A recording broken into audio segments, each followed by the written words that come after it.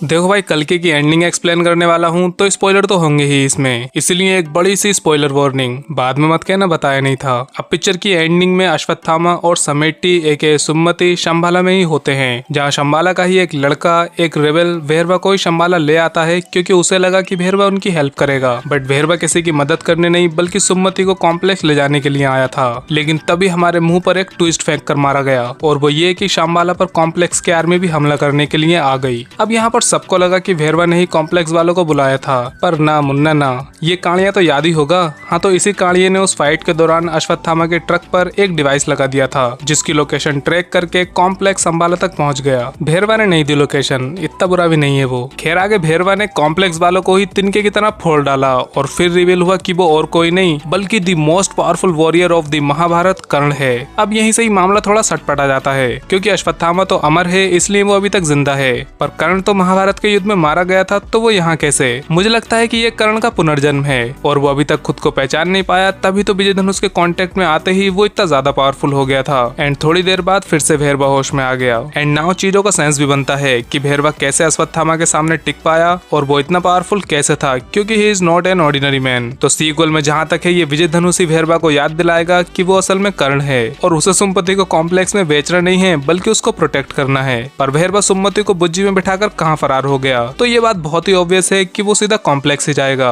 लेकिन जा नहीं पाएगा, क्योंकि फाइनल बैटल में बुज्जी काफी टूट गई थी, और जाते जाते भी बुज्जी को पीछे का हिस्सा गिराना पड़ा ताकि ये वहां से निकल पाए, जिसकी वजह से भेरवा शंबाला से तो निकल जाएगा, पर निकलते ही बुज्जी खराब हो जाएगी, क्योंकि वो बहुत टूट चुकी है, जिसके चलते ये कॉम्प्लेक्स पहुंच ही नहीं पाएंगे। वैसे एंडिंग में अस्त्रों पर भी फोकस किया गया, जैसे कर्ण का अस्त्र विजय धनुष जो कि अश्वत्थामा के पास था, या फिर अर्जुन का धनुष गांडीव जो कि यास्कीन को मिला। तो इन हथियारों का इंपॉर्टेंस काफी ज्यादा है, क्योंकि अगर कली से फाइट करनी है तो पावरफुल वेपन्स की जरूरत तो पड़ेगी ही। ऐसे टुच्ची मुच्ची बंदूकों से तो किसी का कुछ नहीं होने वाला। तो हाँ, हमें फ्यूचर में ऐसे और भी वेपन्स मिलेंगे देखने को। आगे यास्कीन अर्जुन के धनुष गांडीव को उठा लेता है, पर गांडीव को तो कोई भी इंसान या मशीन उठा नहीं पा रहे थे, फिर यास्कीन ने कैसे उठा लिया? तो वो रीजन ये है कि सुमति के भागने से पहले कॉम्प्लेक्स वालों ने उसके गर्भ में से एक ड्रॉप कलेक्ट कर ली थी, और सिर्फ उस एक ड्रॉप से ही यास्कीन की एज कम हो गई, उसका शरीर ठीक हो गया, एंड उसके अंदर गॉडली पावर्स भी आ गई, क्योंकि वो एक ड्रॉप इसे लॉर्ड कल्कि से मिली थी, और इसी के चलते ये गांडीव को उठा पाया। यहाँ यास्कीन बोलता है कि अब वो सुमति को पकड़ने के लिए खुद जाएगा, जिससे मुझे थेनोस के वो fine I will do it my self वाले डायलॉग की याद आ गई। खैर, अब यास्कीन ने बोला है तो वो आएगा ही। हालांकि इस पिक्चर में एक कैमियो जितना ही रोल था इनका,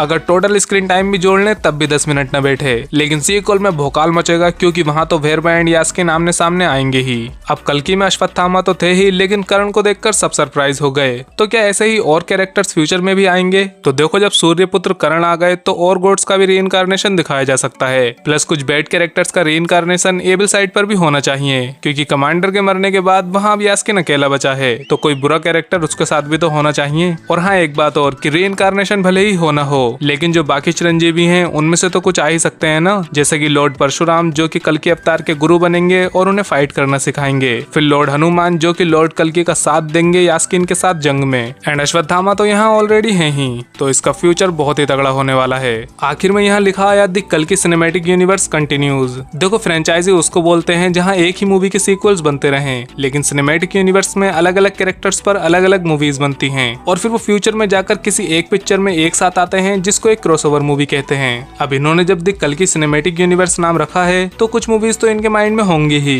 चाहे वो अलग अलग चिरंजीवी इस पर सेपरेट फिल्में बनाना हो, या फिर शायद ये महाभारत पर ही फिल्म बना दे, क्योंकि भाई जो भी शॉट्स इन्होंने महाभारत के दिखाए थे वो बहुत ही ज्यादा कमाल के थे। तो अगर ऐसे विजुअल्स के साथ पूरी पिक्चर बने तब तो भाई मजा ही आ जाएगा। अब इन्होंने यूनिवर्स बोला है तो शायद ये पॉसिबल भी हो जाए, या फिर कुछ अलग कैरेक्टर्स पर हमें मूवीज मिले, लेकिन कुछ ना कुछ जरूर मिलेगा, क्योंकि यूनिवर्स का मतलब ही यही होता है। बस इतना समझ लो कि हमें सिर्फ कल्कि के सीक्वल्स नहीं बल्कि मल्टीपल मूवीज मिलने वाली हैं, क्योंकि अभी कल्कि अवतार ने जन्म तक नहीं लिया, फिर वो कब जन्म लेकर बड़े होकर कली को हराएंगे, तब तक इस यूनिवर्स को बहुत ही अच्छे से एक्सप्लोर किया जा सकता है, और किया भी जाएगा, क्योंकि ये है द कल्कि सिनेमैटिक यूनिवर्स। बाकी भाई, मैंने आदिपुरुष को दोबारा देखकर उस पर एक रेंट वीडियो बनाई है, तो वो आप सामने क्लिक करके देख लेना। बाय।